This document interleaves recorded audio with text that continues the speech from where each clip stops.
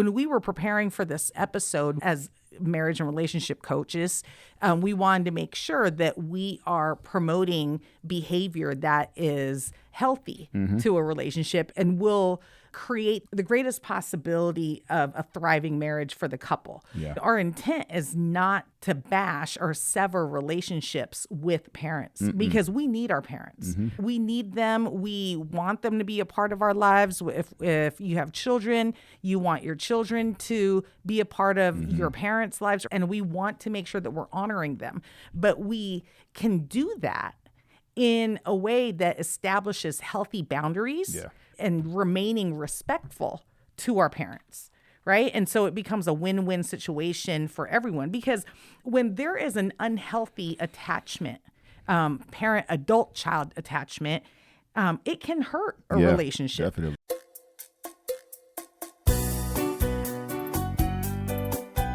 Hello, and welcome to a Purpose-Driven Marriage podcast. We are Dwayne and Nadine Stewart, and we love any and all things marriage. You've tuned into the right place if you're looking for actionable, practical tips to help you overcome real-life obstacles common to real relationships. We're here to help you strive for a marriage as God has designed it and not as the world has defined it. Because why settle for a good marriage when you can have a great one? It's going to get hot today, I tell you, because today we're going to talk about something that is probably bothering a lot of people in their marriages these days, and that's couples struggling with the in-laws. The in-laws. Specifically, like what happens when a parent has an unhealthy attachment to their married child.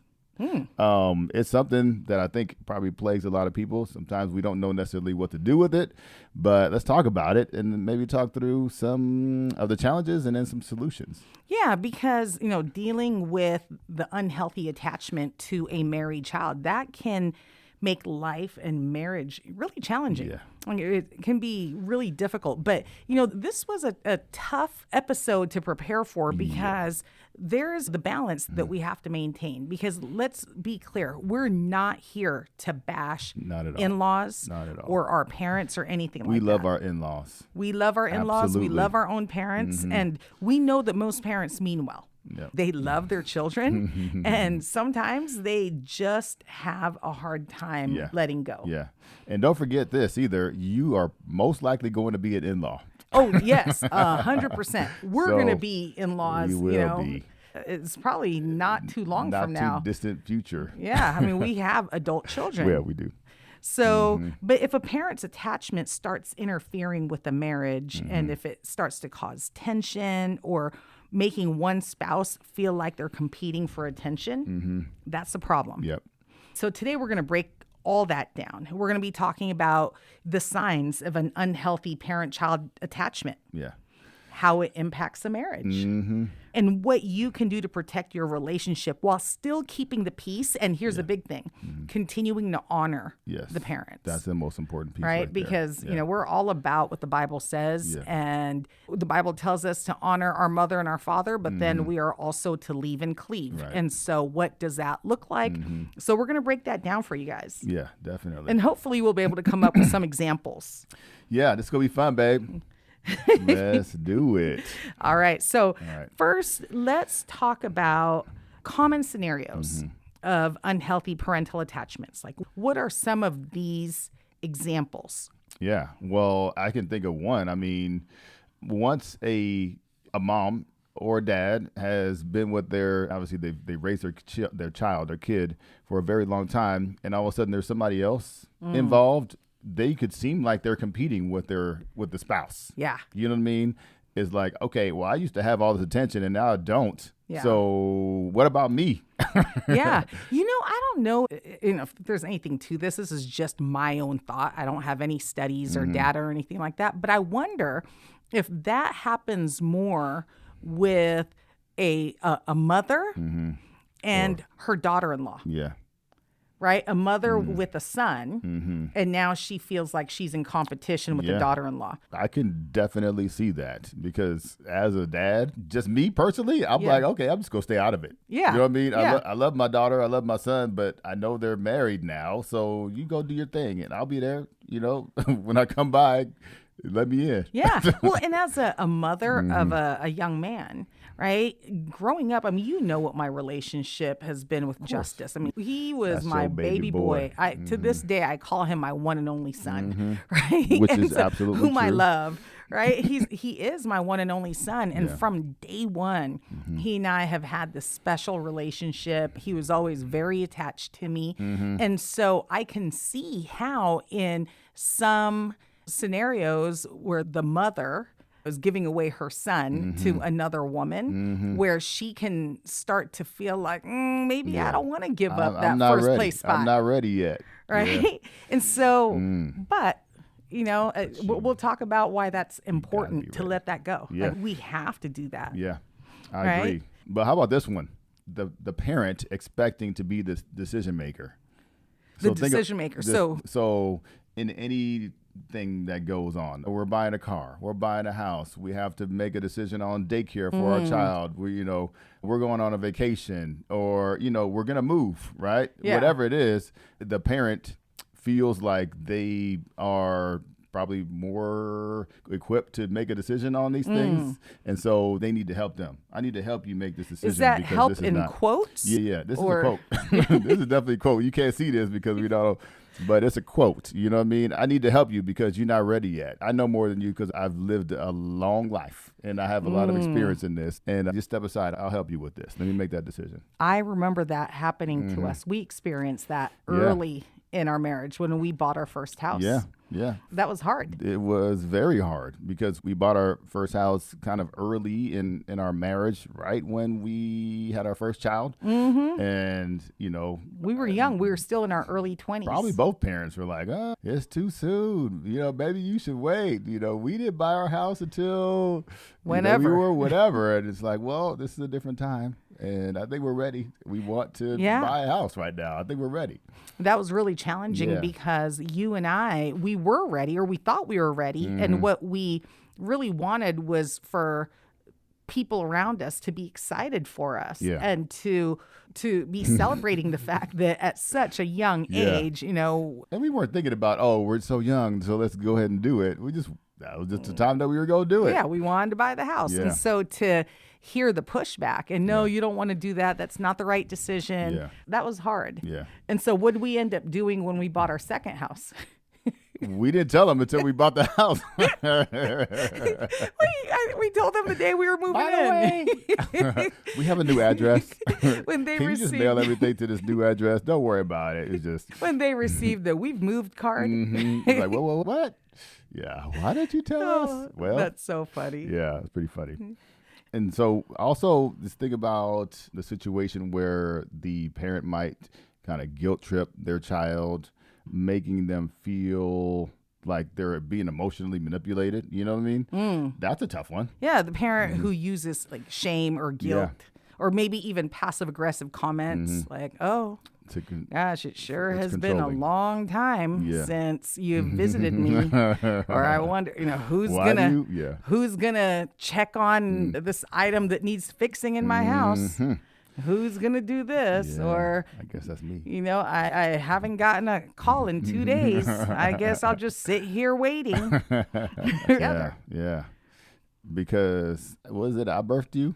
Yeah, I birthed you. I gave you life. Don't forget about me. I'll be your mama or your daddy or whatever, right? So it's pretty funny. Yes. And then the last one are the parents that treat their child like their partner. So this is the one where there's an excessive dependence on their adult child. And, almost as though they're relying like way too much on their adult child for emotional support. And that's even with their spouse still alive. Yeah. Right. So it's not as though mom or dad is solo, but it is, they just have an excessive amount of dependency on the child. So they're going to their adult child as their primary confidant instead of their spouse. Yeah. Right. And we all know that's a challenge. And I mean, we can't blame the mom or dad for feeling that way because that's their child. They have an emotional connection to that child. But as a husband, I would say as a husband specifically, it's important to remember some biblical truths, right? Yes. And in the Bible, it says this 3 times. So Genesis 2:24 and also Mark 10:7, it says the same thing, but I'll read Genesis. And it says, therefore a man shall leave his father and mother and hold fast to his wife, and they shall become one flesh. But what is important to think about is the word leave, right? So the man shall leave his mother and father. That comes from a Greek word called katalepo, if I'm saying that the right way. It literally means to depart and do not take the object along. And so when we really think about when we leave and cleave, we're leaving our parents and then we are cleaving with our wife as husbands, but we're not bringing our parents into the relationship. They're still part of the relationship, but we're not in the relationship. So the passage in Genesis can mean that the man must cling to his wife as he separates from his parents. But it also means that he must pursue and overtake her to woo her, really, and really earn her affections. And so we really think about this thing as not a passive movement or a passive action, but it's really intentional.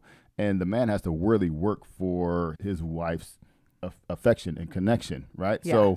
So when we really think about that leaving and cleaving, it's not a passive thing. It is an intentional thing.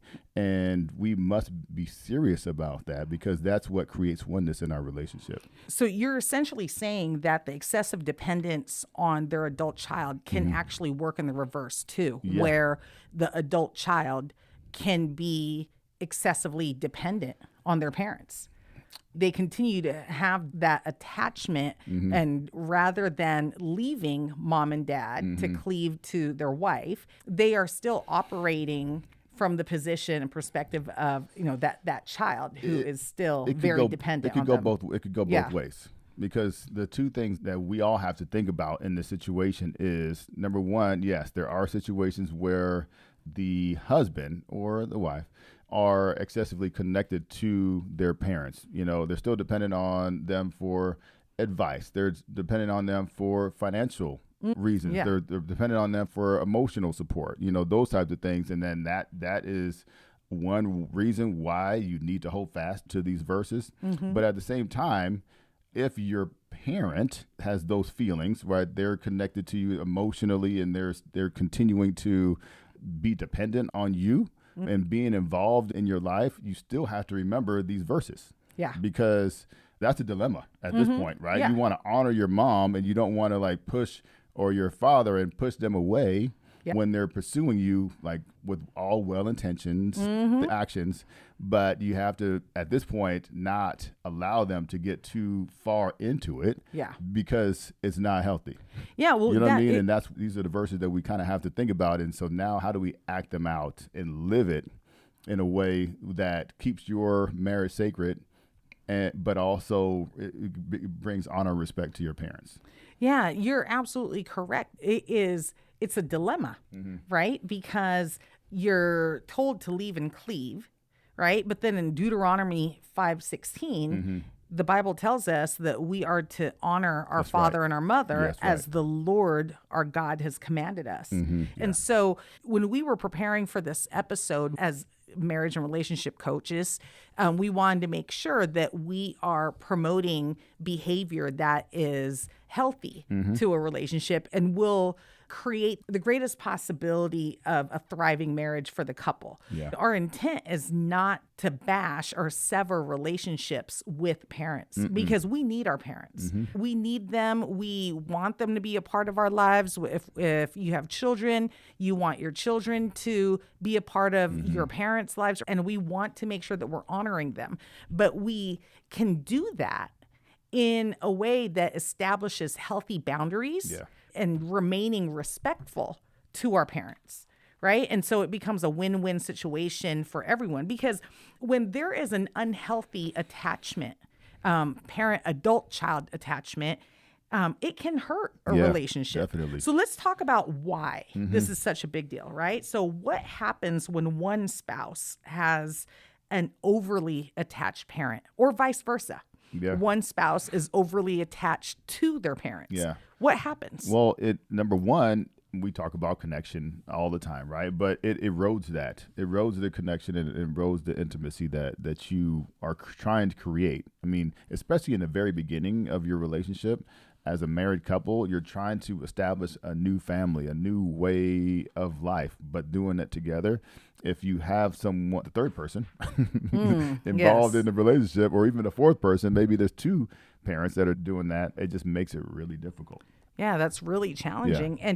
And it sounds like it also creates loyalty conflicts, right? Like a husband and a wife. Who am I loyal to? Exactly. Right? Is it my mom or my wife? Yeah, it's like you feel like you're having to choose sides. Yeah. And a husband or a wife shouldn't feel like they have to choose between their spouse and their parents, right? And we have very clear directives in the Bible about who we should be choosing.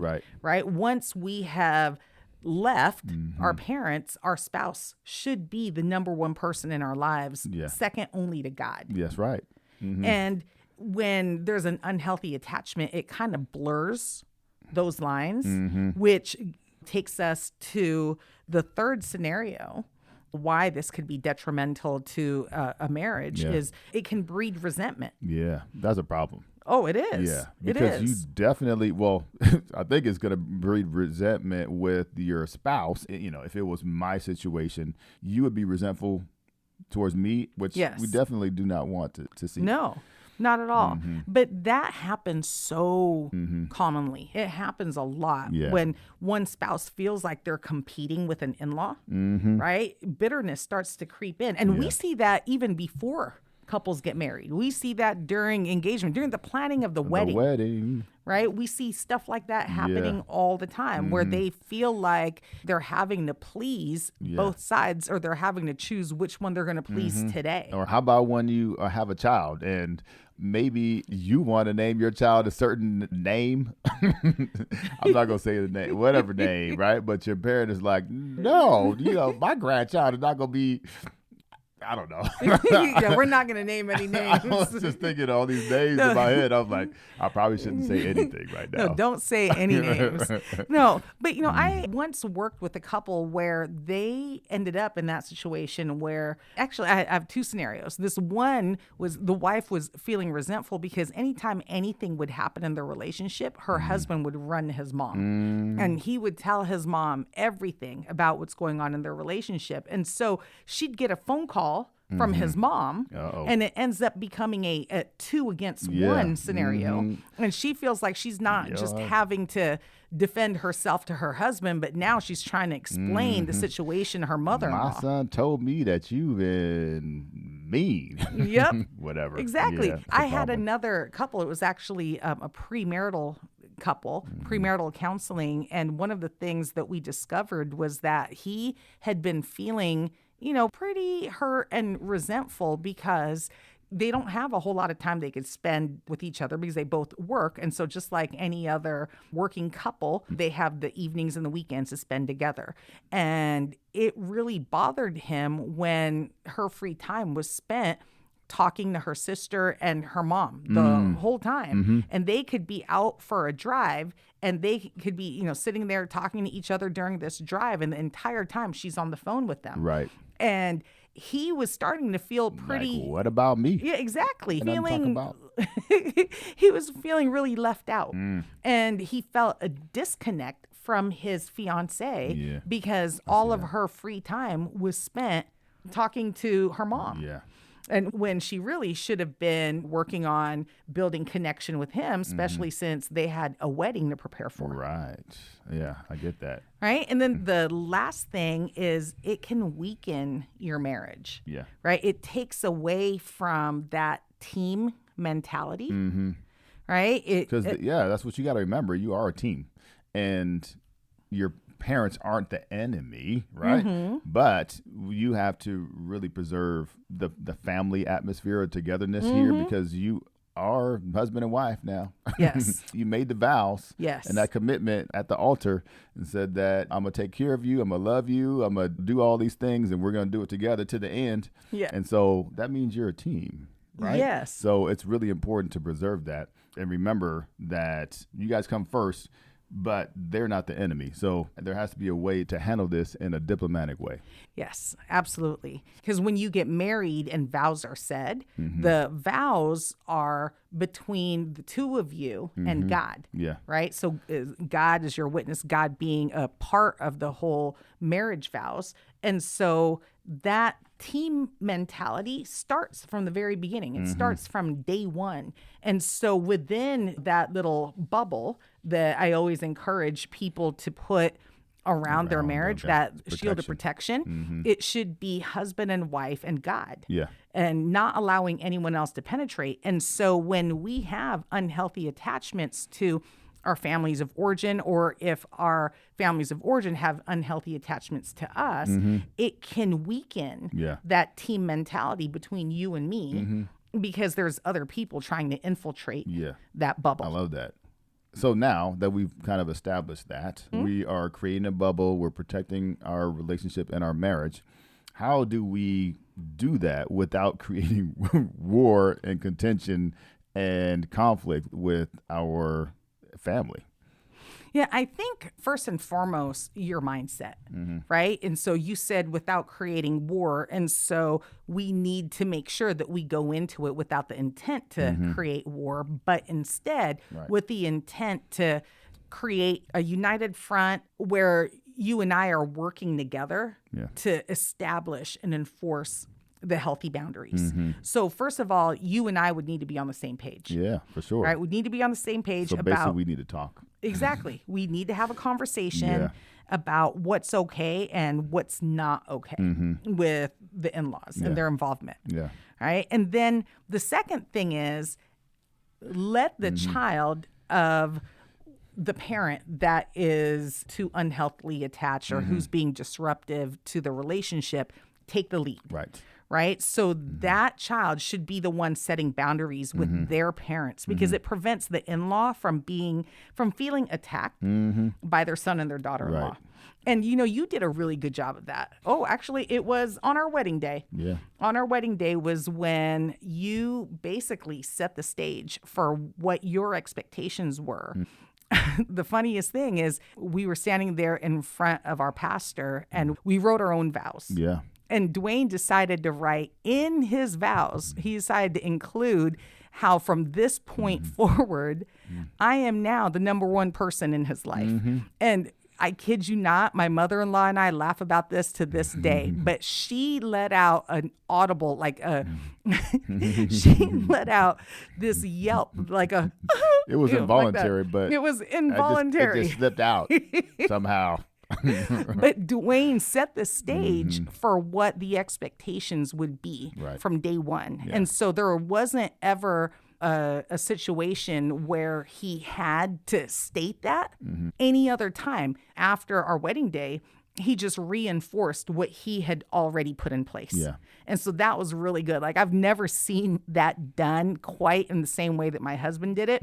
He was young, so I'm not sure if he even knew what he was doing. I really didn't. I honestly just was saying what I felt and what I read so far by my not mature yet understanding of the Bible. You know what I mean? You were younger than our oldest child at that time. You were only 23 years old when you wrote your vows. Yeah.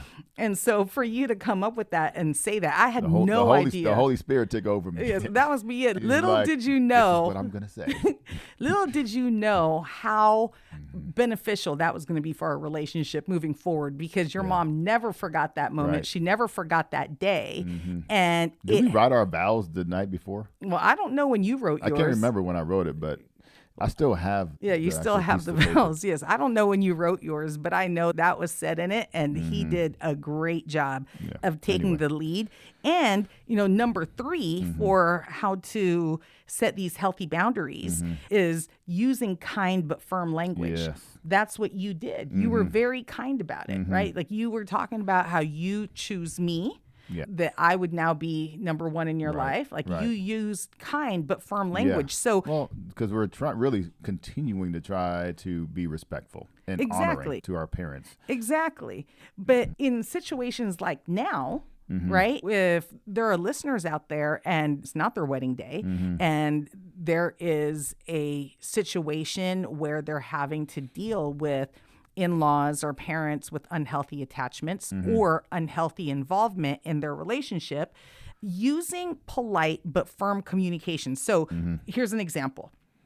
Instead of saying something like, "You're smothering us," right? Get away. Say, we love you, but we need some space to grow as a couple. Right. Or if it's a parent that is calling all the time, you don't want to say, "Stop calling so much," because that's too harsh. Instead, say, "We love you, but we need some space to build our marriage. So maybe let's plan on weekly calls instead." Yeah. Right? Because, we already know that in 94% of the time, the way you begin a conversation is the way it will end. Harsh startups will create a harsh ending. Exactly. So we want to set ourselves up for success. We want to make sure that everyone walks away feeling good, but understanding what the expectations are. Yeah. I always think about these conversations, the tough ones, as like, as you start it, think about what your ending is going to be. What is your desire? Do you want to create connection, or to still really develop and build the relationship in the right way? Or do you want to sever it? Right? Because if you want to sever it, you'll start off harsh and you will be sharp, right? But if not, if you really want to build connection and establish a precedent, but also, help your parents to feel like loved and cherished and honored, you'll start it off in a way that will set you up for success. Set you up for success, yeah. Yeah, absolutely. That's actually the case with any conversation that you want to end well.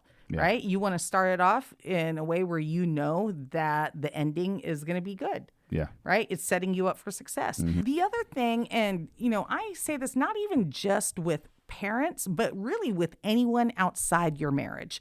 And that is limiting the private details that you share with them. Right? There's some people in our lives that expect to know everything going on in our marriage. So there is a such thing as TMI. Yes, exactly. Too much. Exactly. And, it's important that couples, that we keep certain aspects of our relationship private, right? If we are experiencing conflict, if we're fighting about something, there's no reason to involve our parents, our siblings, our best friends into that conversation. There's no reason to share those private details. We need to keep that between ourselves, because not only does it protect the relationship, but it also protects our spouse, right? Because we don't want our parents looking at our spouse from a negative lens. Yeah. Because if we're telling them that, my wife or my husband is being such and such or did this, now you and your spouse may have moved on.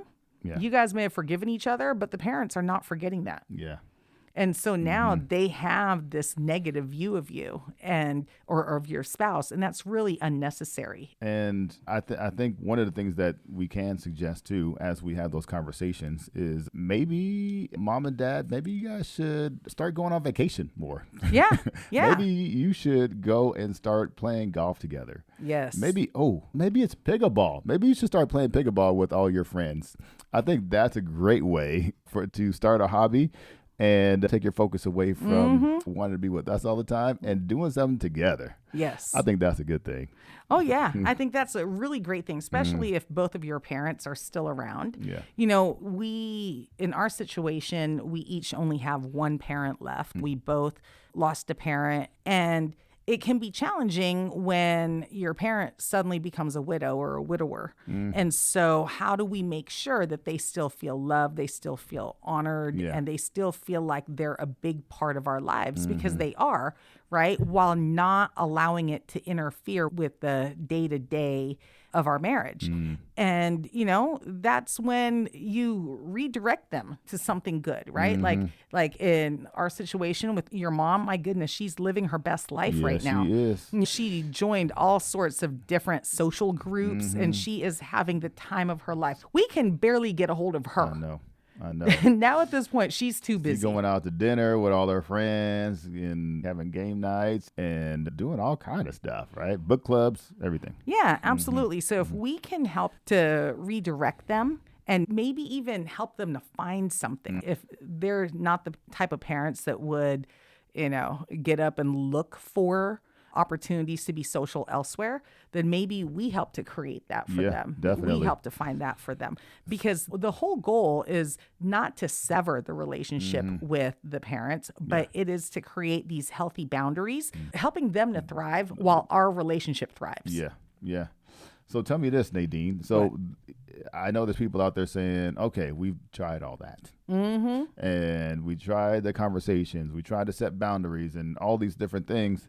But, when you do that, you still have resistance. Yeah. Right? Those efforts have been ignored to an extent, right? And so they don't really respect that. So what do you do in that situation? That's tough. Yeah, that's really hard, because you and I right now, as we talk about this, we're talking about it from the perspective of, wanting to make sure that we honor our parents and we respect them, while still prioritizing our marriage and following the leave and cleave model, right? That the Bible models for us. But the fact of the matter is, there's a lot of couples that don't have the types of parents or in-laws that would play nice. Yeah, it's going to take a little bit more effort. Right, it's going to take quite a bit more effort, and there are some in-laws that and parents that almost seem like they are looking to sabotage the relationship rather than. Hopefully they're not. Yeah, and I get that. Like, we like to say that most parents are well-meaning, most family members, want the best for us, and that would be ideal in any scenario. But we do know, because I have worked with a lot of clients where unfortunately that is not the case for whatever reason. So what do we do, right? What do we do when these boundaries are being ignored? And I would say, we got to stick together. Absolutely. We got to stick together. We already established the fact that we are a team. Our parents are not the enemy, but at the end, we all we got. We all we need, right? So, we are a team. We have to stick together. We got to be consistent. Oh, consistency is so key. Yeah. You have to be consistent with the boundaries that you've already established. Also, minimizing drama, right? When emotions begin to escalate, you got to pause the conversation, return to it later. Like, don't even entertain a conversation where now emotions are all over the place. And this is when we use language like, you know what? Hey, Mom, I love you, but right now we're getting too emotional. And so we're going to pause this conversation and we'll talk about it again later. Right? Yeah. And if we have to keep repeating that over and over, Mom, I love you, but we can't talk about this right now because, things are getting way out of hand, way too emotional.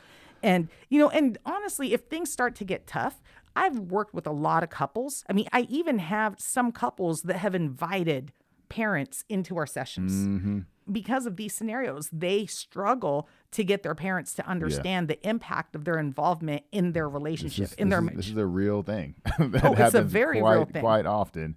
And I don't think the parents realize how detrimental this is to their son or their daughter's relationship. They're putting roadblocks in the relationship that don't need to be there, but it's really causing contention and conflict within it.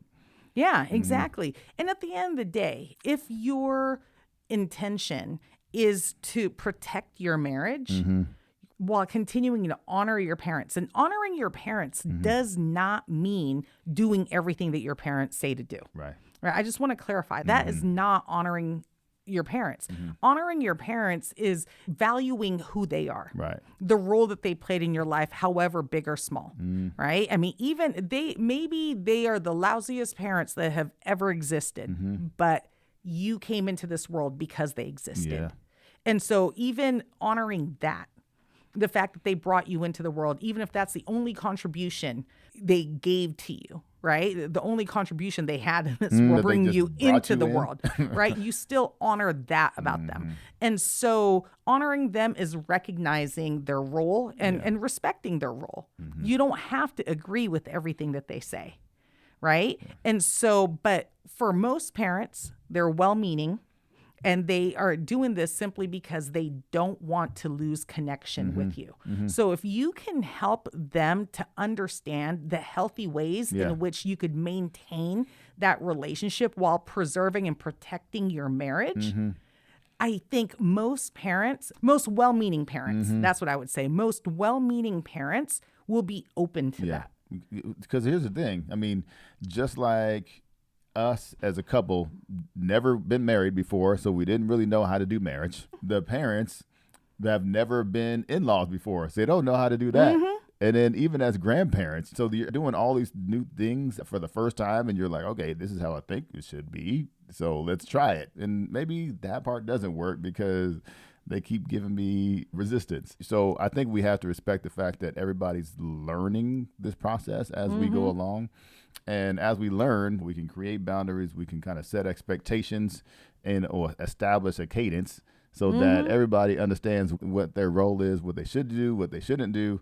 And in the end, I think everybody will be pretty happy. Yeah. Well, I have a message for the parents of married adult children. Yeah. If you are a parent of a child who's now married or is engaged to be married, Yeah. here's what I would say to you. Celebrate the fact that your child wants to have a healthy marriage. Yeah. That's a good thing. Celebrate that. Because your legacy will be carried on through them. It will be passed on through them. Whatever it is that you leave with them, whatever mark that you are leaving in this world. That's part of you. Exactly. Will be passed on through your kids. Yeah. And so celebrate the fact that they want to prioritize their marriage because, number one, that means that you must have raised them well. Amen. You must have raised them well because they have the confidence to want to spread their wings and be able to do this on their own. Yeah. Right? And then number two, celebrate your new role. Celebrate your new role as grandma or grandpa or now the in-law. You've graduated to a new stage in life. You know Exactly. what I mean? Because now you're an in-law and then now you're graduating to a grandparent. I mean, these are honored positions. There's a lot of people that don't get to experience this. Yes. You know what I mean? So embrace it and enjoy it. And make the best of that. that's right. Right? If you're now a grandparent, be a grandparent and be the best grandparent you can be. Amen. Right? Go love on those grandkids and then return Spoil them to them. their parents. Yeah. Right? Return them to their parents. You don't have to be a parent all over again to these grandchildren. Yeah. Let their parents be their parents. That's right. Right? And enjoy this new chapter in your life of being an empty nester if that's where you are, or this new chapter of whatever age you may be. Right? Now you can focus on your friendships. Now you can focus on your own marriage.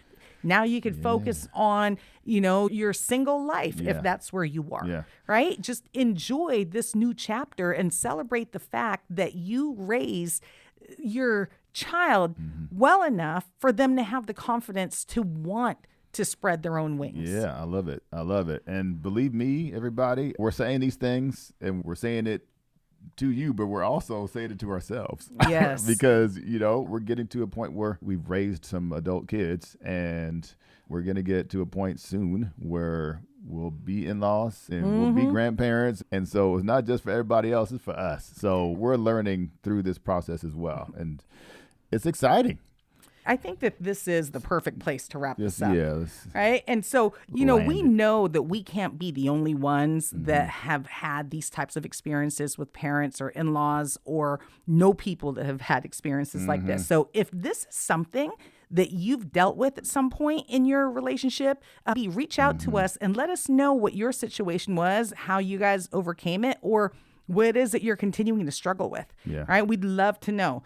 And if you have not had a chance to subscribe or write us a review, if you're enjoying this, we would love to hear from you. All right? So you guys have an amazing week, and we hope that this little episode will help you guys to have a purpose-driven marriage.